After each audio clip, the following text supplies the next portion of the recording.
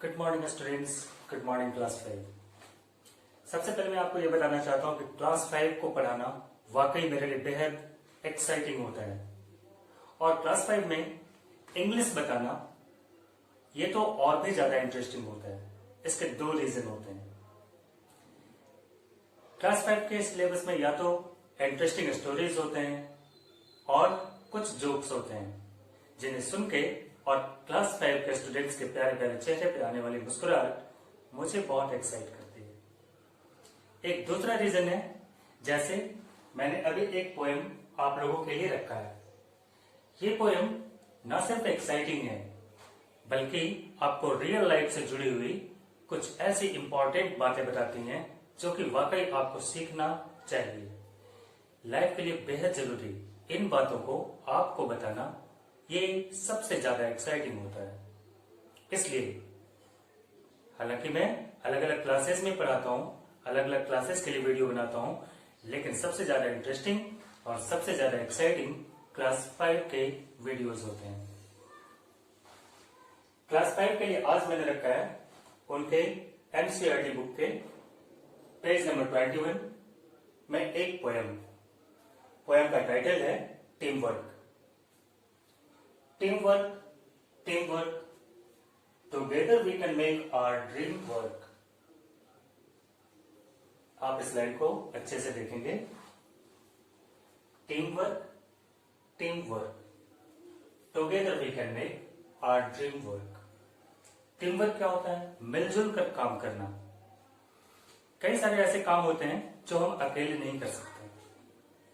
अगर कोई work easy होता है हम उसे अकेले कर सकते हैं, लेकिन अगर वो काम थोड़ा डिफिकल्ट होता है तो हमें दूसरे लोगों की आवश्यकता पड़ती है। तो हम एक टीम बनाते हैं, एक टीम जो हमारी न सिर्फ मदद करे बल्कि हमारे बीच एक अंडरस्टैंडिंग, एक कॉपरेशन हो। वो कॉपरेशन किस लिए हो? उस एम को पाने के लिए, उस गोल को पाने के लिए या उस मकसद को हासिल करने के लिए जो कि हम पूरा करना चाहते हैं, उस काम को करने के लिए जिस काम को हम अंजाम देना चाहते हैं।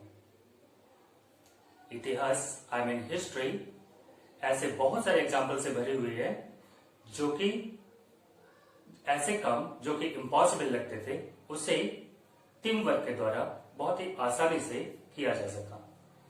टीम वर्क का मतलब है एक दूसरे के कोऑर्डिनेशन में, एक दूसरे के कोऑपरेशन में सारे लोग मिलजुल कर काम करते हैं और अपने मकसद को हासिल करते हैं। इस काम को हम टीम वर्क कहते हैं। टीम वर्क मीन्स मिलजुल कर किसी मकसद के लिए काम करना। So teamwork, together we can make our dream work. Dream means not सपना। यहाँ ड्रीम का मीनिंग सपना नहीं है। यहाँ ड्रीम का मीनिंग है वो गोल, वो टारगेट जो हम हासिल करना चाहते हैं, जिस मकसद तक हम पहुंचना चाहते हैं, जिस मंजिल को हासिल करना चाहते हैं। यहाँ ड्रीम का मतलब है हमारा मकसद, हमारा एम, हमारा target. Make our dream work का मतलब उस सपने को साकार करना, उस टारगेट को अचीव करना, उस मकसद को हासिल करना। ऐसा कैसे हो सकता है? ऐसा सिर्फ टीम वर्क से हो सकता है, मिलजुल कर काम करने से हो सकता है। टीम वर्क, अगर हम लोग टीम वर्क करें, आपस में मिलजुल कर सहयोग के साथ काम करें, एक दूसरे के कोऑपरेशन में और कोऑर्डिनेशन में काम करें, टुगेदर तो मिलजुल कर we can make our dream work, हम लोग अपने मकसद को हासिल कर सकते हैं। देन वेल, यहां पे ऑल छुपा हुआ है। Then we all share the joy of what we have done. हम लोग अपने मकसद को हासिल करते हैं, फिर सारे लोग मिलकर उस खुशी को एंजॉय करते हैं, उस खुशी में शामिल होते हैं। व्हाट वी हैव डन, वो मकसद जो हमने हासिल कर लिया है, उस मकसद के हासिल करने से जो खुशी हुई है उसे हम लोग आपस में शेयर करते हैं। किन लोगों के बीच? जिन्होंने मकसद में हमारा साथ दिया था। अगर आपने अकेले किसी काम को पूरा किया, आपने अकेले उस मकसद को हासिल किया, तो उस खुशी को सेलिब्रेट करने वाले आप अकेले होते हैं और ऐसी खुशी किसी काम की नहीं जिसमें सिर्फ आप खुश होते हैं और आपका साथ देने वाला कोई नहीं हो। टीम वर्क की ये दूसरी अहमियत है, टीम वर्क की ये दूसरी खासियत है कि उसमें हमारी खुशियों में साथ होने वाले बहुत सारे लोग होते हैं, वो सारे लोग होते हैं जो मिलजुल कर हमारे साथ काम करते हैं। So team work is always important. हमें मिलजुल कर काम करना चाहिए, अपना मकसद हासिल करना चाहिए, जिसमें कि हम लोग न सिर्फ मकसद हासिल करने की खुशी हासिल कर सकें, उन खुशी को बांटने वाले हमारे साथ बहुत सारे फ्रेंड्स भी हों। सो टीम वर्क एवरीवन, हर किसी को याद रखना चाहिए। इंपॉर्टेंट क्या है? Team work. एक बार मैं फिर से इस स्टैंजा को करता हूं, टीम वर्क, टीम वर्क, सहयोग, सहयोग या मिलजुल कर काम करना। Together we can make our dream work. और हम लोग आपस में अगर मिलजुल कर काम करें तो अपने मकसद को बड़ी आसानी से हासिल कर सकते हैं। Then we all share the joy, और तब हम लोग सभी मिलकर खुशियां बनाते हैं। हम लोग सभी मिलकर खुशियां मनाते हैं। किस चीज की खुशी? व्हाट वी हैव डन, वो जो हमने हासिल किया है उस खुशी को सेलिब्रेट करते हैं। टीम वर्क, इसलिए टीम वर्क इंपॉर्टेंट है। एवरीवन, सब लोग खुश होते हैं अपने उस टीम वर्क से, और हर किसी के लिए ये खुशी बराबर होती है, हर किसी के लिए ये बराबर इंपॉर्टेंट होता है। Team work, everyone.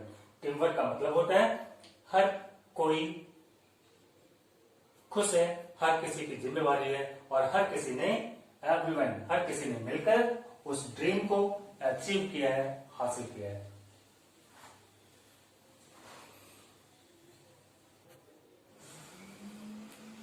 Second stanza में पोएट ने हमारे सामने कुछ एग्जाम्पल्स रखे हैं।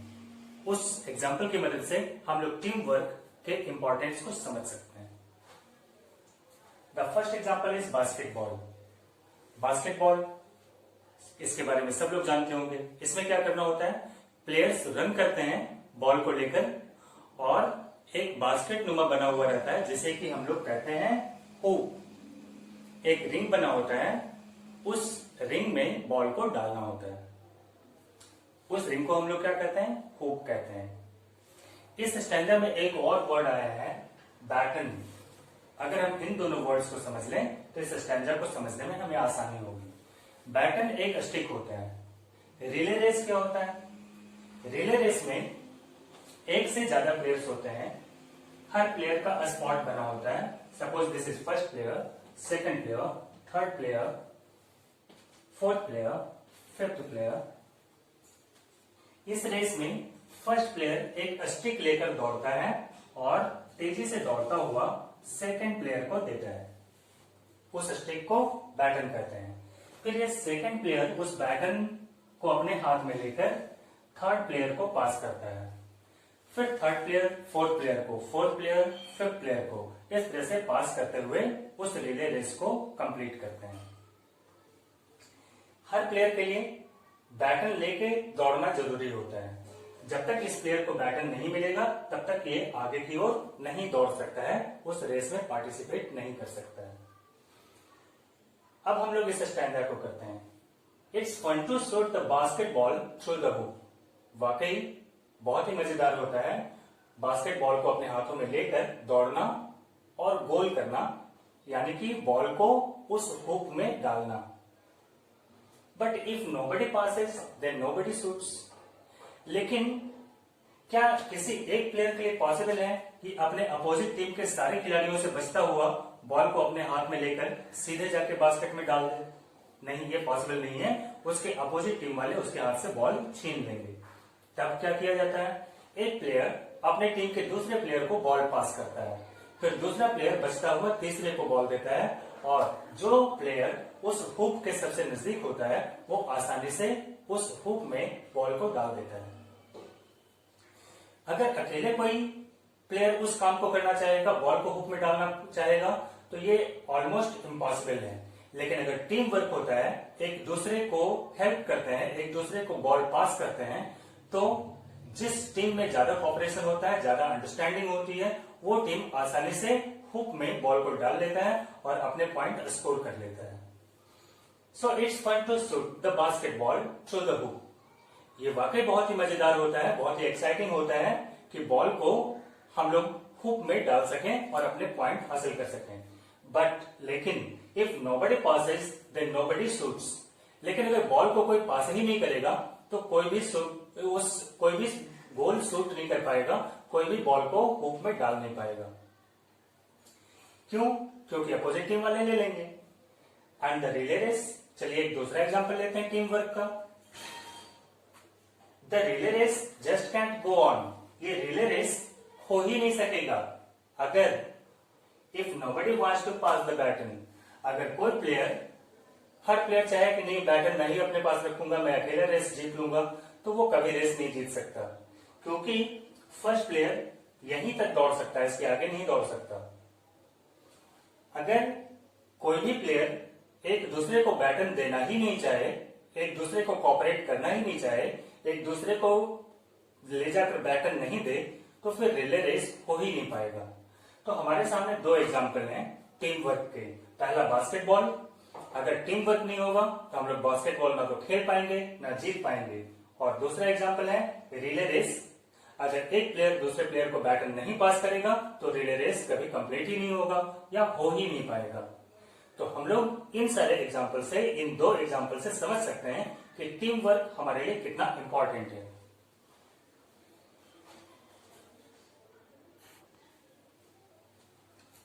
जब हम लोग किसी टीम के मेंबर होते हैं, जब हम लोग टीम वर्क करते हैं, तो हमारी सोच कैसी होनी चाहिए, इसे हम लोग डिस्कस करेंगे थर्ड स्टैंजा में। टीम वर्क में we are the parts that make up the whole. Team work में सिर्फ हम इंपॉर्टेंट नहीं है, कोई अकेला इंसान, कोई अकेला टीम मेंबर इंपॉर्टेंट नहीं है। उस टीम के हर मेंबर को, उस टीम में शामिल हर व्यक्ति को यह समझना चाहिए that we are the parts, कि वो सिर्फ उसका, उस टीम का एक हिस्सा है, that make up the whole, और जिसके सही तरीके से काम करने से पूरे टीम का निर्माण होगा, पूरी टीम बनेगी। पूरी टीम तभी बनेगी, टीम वर्क तभी होगा जब हम अपने आप को उस टीम का एक हिस्सा बनाएं और हम अपनी आइडेंटिटी को उस टीम के साथ मिला दें।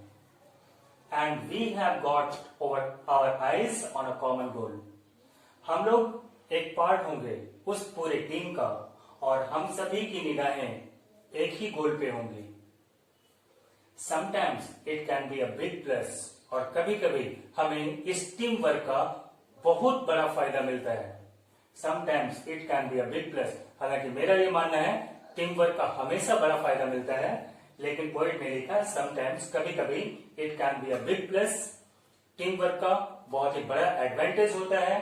Big plus means big advantage.